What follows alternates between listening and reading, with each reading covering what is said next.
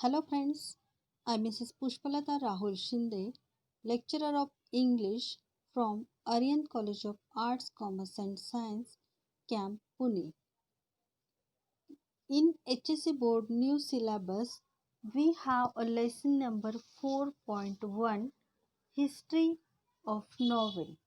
So in my last video we have seen the history of novel and today we are going to learn the types of novel.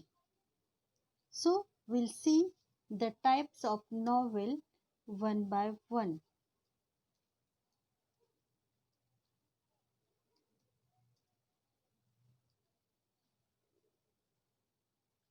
The types of novel are picaresque novel, historical novel, epistolary novel, gothic novel, autobiographical novel, allegorical novel, utopian or dystopian novel, psychological novel, stream of conscious novel, and Bildungen's Roman novel.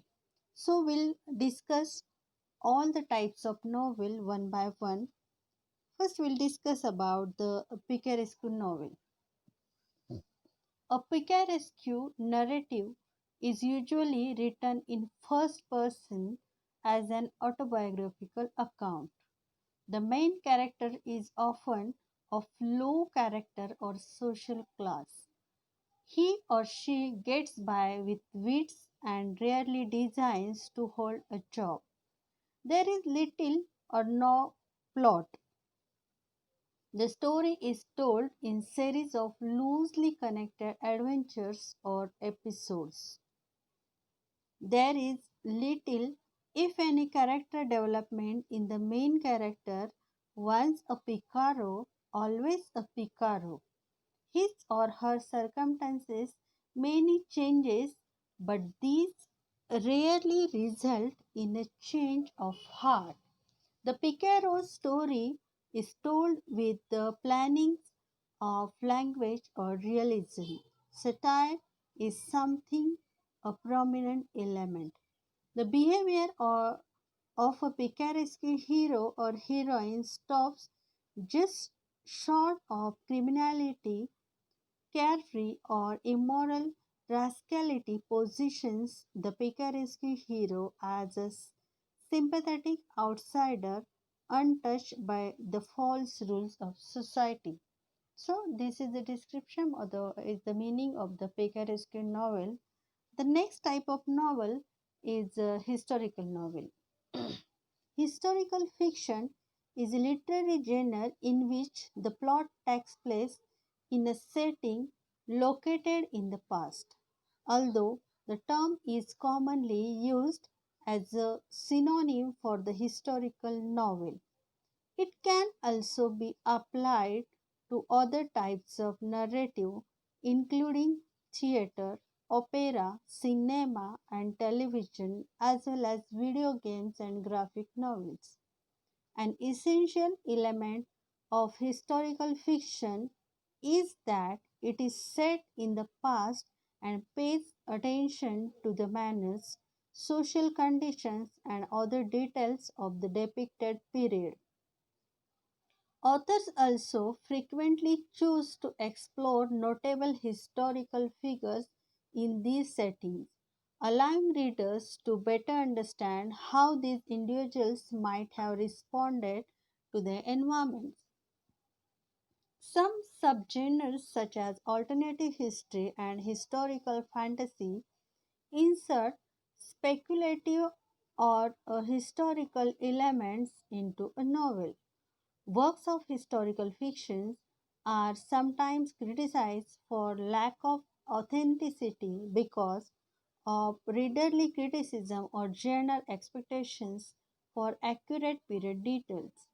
This tension between historical authenticity or historicity and fiction frequently becomes a point of comment for readers and popular critics, while scholarly criticism frequently goes beyond this commentary, investigating the genre for its other thematic and critical interest.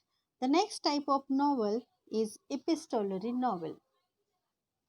Epistolary novels. An epistolary novel is a novel written as a series of documents. The usual form is letters, although diary entries, newspapers, clipping, and other documents are sometimes used. Recently, electronic documents such as recording and radio, blogs, and emails have also come into use. The word epistolary is derived from Latin from the Greek word epistole, meaning a letter, see epistle. The epistolary form can add greater realism to a story because it mimics the working of real life. It is thus able to demonstrate differing points of view without recourse to the device of an omniscient narrator. An important strategic device in the epistolary novel for creating the impression of authenticity of the letters is the fictional editor. The next type of novel is Gothic novel. Gothic novel, which is largely known by the subgenre of Gothic horror, is a genre or mode of literature and film that combines fictions and horror, death, and at times romance. Its origin is attributed to English author Horace Walpole with his 1764 novel The Castle of Otranto, subtitled in its second edition. A Gothic story. Gothic fiction tends to place emphasis on both emotion and a pleasurable kind of terror, serving as an extension of romantic literary movement that was relatively new at the time that Walpole's novel was published. The most common of these pleasures among Gothic readers was sublime, an indescribable feeling that takes us beyond ourselves. The literary genre originated in England in the second half of the 18th century, where following Walpole, it was further developed by Clara Rue and Radcliffe, William Thomas Beckford, and Matthew Lewis. The genre had much success in the 19th century, as witnessed in prose by Mary Shelley's Frankenstein and the verse of Edgar Allan Poe, as well as Charles Dickens with his novella A Christmas Carol, and in poetry in the work of Samuel Taylor Coleridge, means S.T. Coleridge, and Lord Byron. Another well known novel in this genre, dating from the late Victorian era, is Bram Stoker's Dracula. The next type of novel is autobiographical novel. An autobiographical novel is a form of novel using authentication techniques or the merging of autobiographical and fictive elements. The literary technique is distinguished from an autobiography or memoir by the stipulation of being fiction. Because of an autobiographical novel is purely fiction, the author does not ask the reader to expect the text to fulfill the autobiographical pact. Names and locations are often changed and events are recreated to make them more dramatic, but the story still bears a close resemblance to that of the author's life. While the events of the author's life are recounted, there is no pretense of exact truth. Events may be exaggerated or altered for artistic or thematic purpose.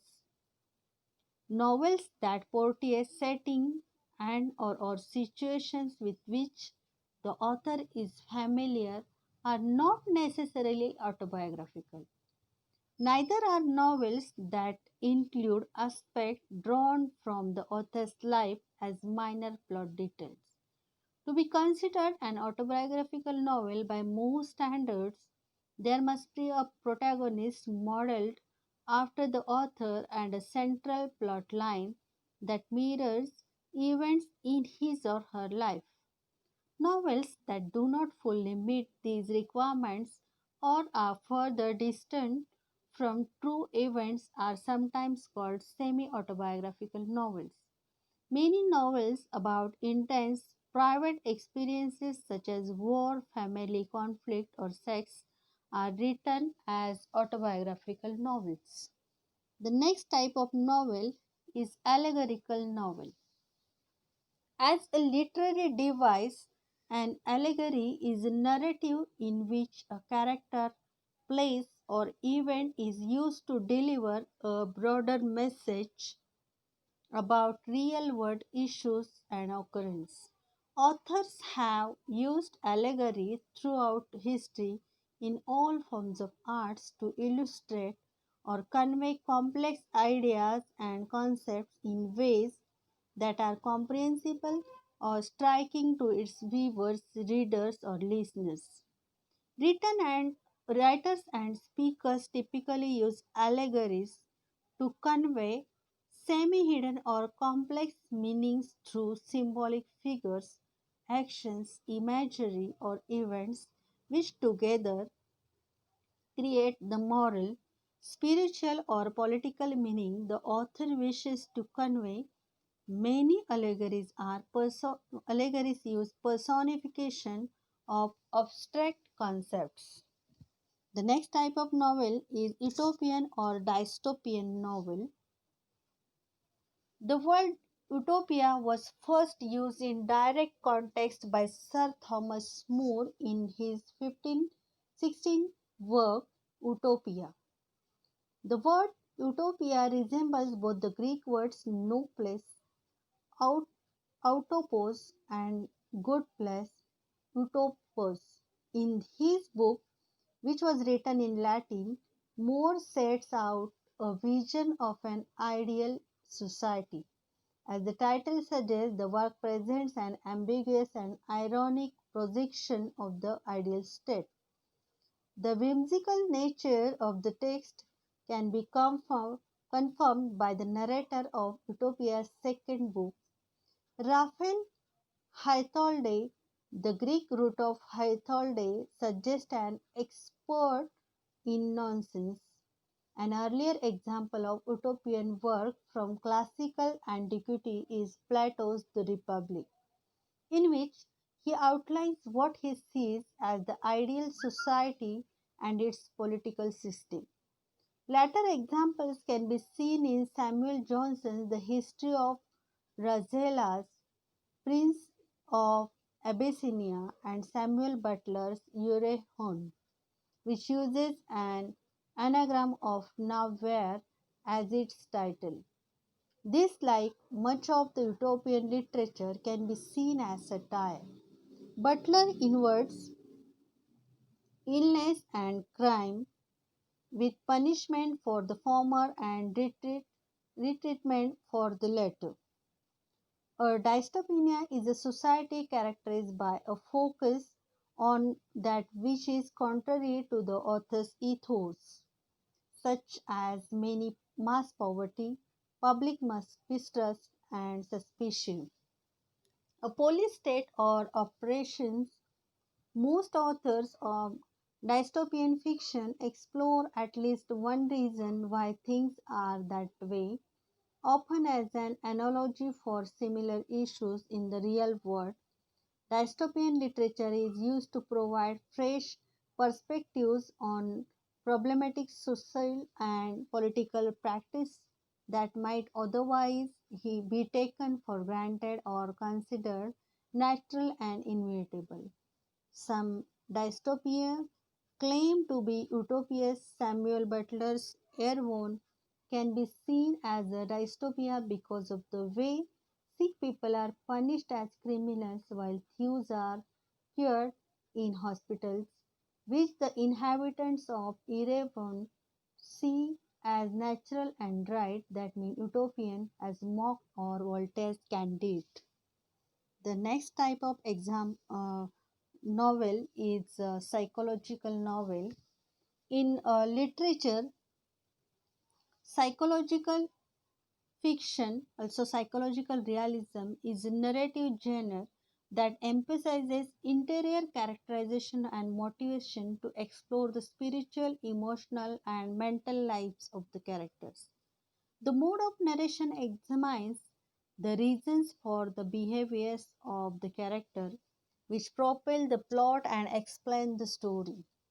Psychological realism is achieved with deep explorations and explanations of the mental states of the character's inner personal, usually through narrative modes such as stream of consciousness and flashback.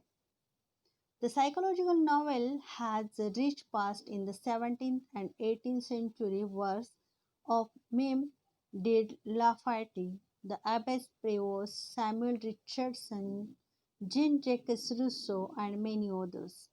But it goes on being disinvented by ideologues and reinvented by their opponents because the subtleties of psychology defy most ideologies. One of the greatest writers of the genre was Fyodor Dostoevsky. His novels deal strongly with ideas and characters who embody these ideas, how they play out in real world circumstances, and the value of them. Most notably, the brothers Karamazov and Crime and Punishment. In the literature of United States, Henry James, Patrick McGrath, Arthur Miller, and Edith Wharton are considered major contributors to the practice of psychological realism. The next type of novel is stream of consciousness novel. Stream of consciousness is a narrative device that attempts to give the written equivalent of the character's thought process, either in a loose interior monologue or in connection to his or her actions.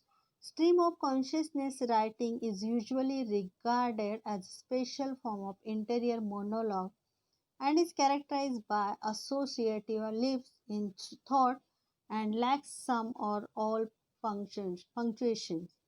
Stream of consciousness and interior monologue are distinguished from dramatic monologue and soliloquy, where the speaker is addressing an audience or a third person, which are chiefly used in poetry or drama. In stream of consciousness, the speaker's thought processes are more often depicted as overheard in the mind. It is primarily a fictional device. The term stream of consciousness was coined by philosopher and psychologist William James in The Principles of Psychology 1890. Consciousness then does not appear to itself as chopped up its bits. It is nothing joined, it flows. A river or a stream are the metaphors by which it is most naturally described. In talking of it hereafter, let's call it the stream of thought, consciousness, or subjective life. The next type of novel is Bildung's Roman novel. A Bildungsroman relates the growing up of coming of age of a sensitive person who goes in search of answers to life's questions with the expectation that this will result in gaining experience of the world. The genre evolved from folklore tales of a dunce or youngest child going out in the world to seek his fortune. Usually, in this beginning of the story, there is an emotional loss which makes the protagonist live on his or her journey. In Baldington's roman, the goal is maturity and the protagonist achieves it gradually and with difficulty. The genre often features a main conflict between the main character and the society. Typically, the values of society are gradually accepted by the protagonist and he or she is ultimately accepted into society. The protagonist's mistakes and disappointments are over. In some works, the protagonist is able to reach out and help others after having achieved maturity. Franco Moretti. argues that the main conflict in the Baldungston Roman is the myth of modernity with its overvaluation of youth and progress as it clashes with the static teleological vision of happiness and reconciliation found in the endings of Goethe's William Meister and even Jane Austen's Pride and Prejudice. There are many variations and subgenres of Bildungsroman that focus on the growth of an individual. And Entwicklungsroman means development novel is the story of general growth rather than self-cultivation, and Hunger's Roman is education novel focuses on training and formal schooling, while Kung style Roman novel means artist novel is about the development of an artist and shows a growth of the self.